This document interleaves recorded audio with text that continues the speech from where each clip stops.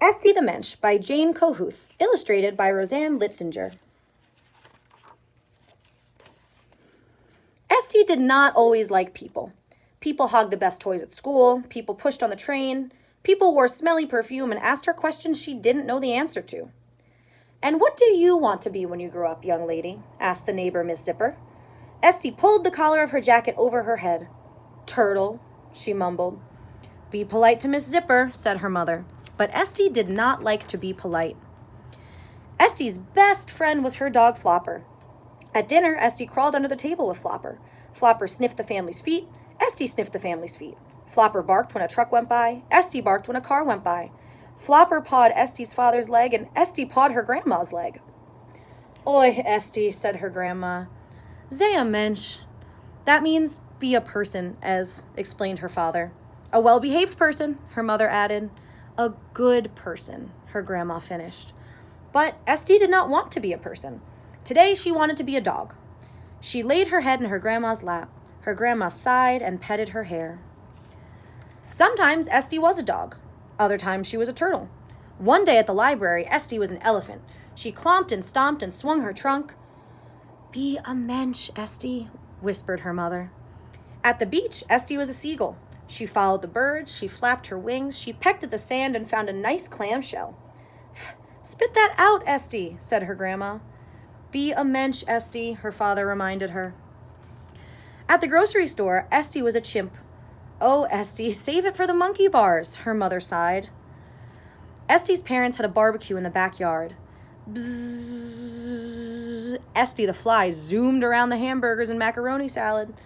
Her feelers landed on a cupcake.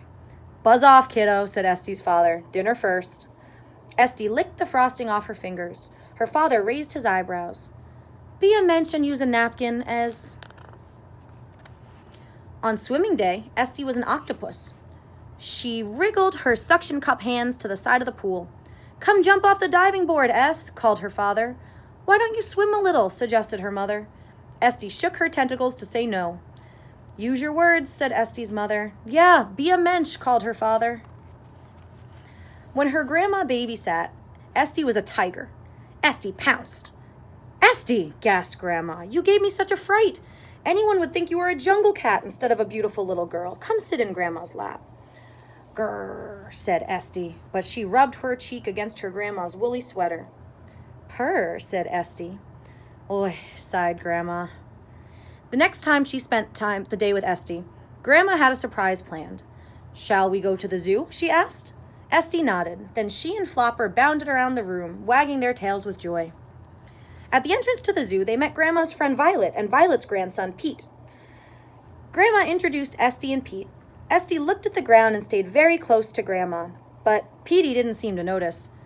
"Hi, I'm Petey," he said. "I have a pet newt, and I collected 12 worms in the yard yesterday. My big brother's name is Aaron, and he has a new blue bike he got for his birthday. On my birthday, I'm going to get a racetrack set in an ant farm from Grandma Violet." Then Petey pulled a worm out of his pocket and handed it to Estie, who nodded and took it carefully, and then gave to Grandma to hold for her. Petey walked beside Estie. He kept talking. Estie thought she should say something back, but she didn't know what, so as they passed the ostriches, she stretched out her neck and bobbed her head up and down. She ran, picking her knees up high and shaking her fluffy wing feathers. To Estie's surprise, Petey laughed. His cheeks turned pink and his freckles stood out on his nose. Estie liked this so much that when they passed the flamingos, she balanced on one leg until she started to wobble. Petey laughed again.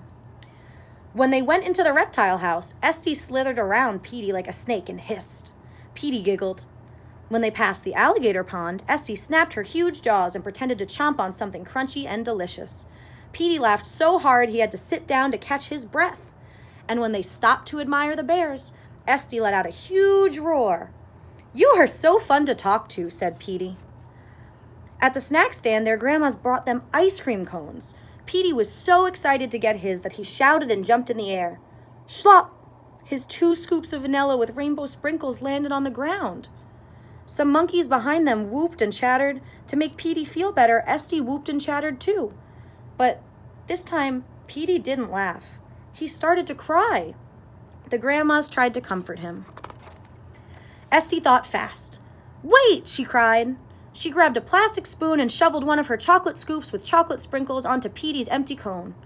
"Thanks, Estie," he said, and stopped crying right away.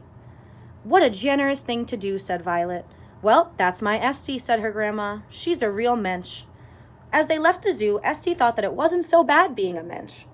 But could you be a Mensch and a moose? The end.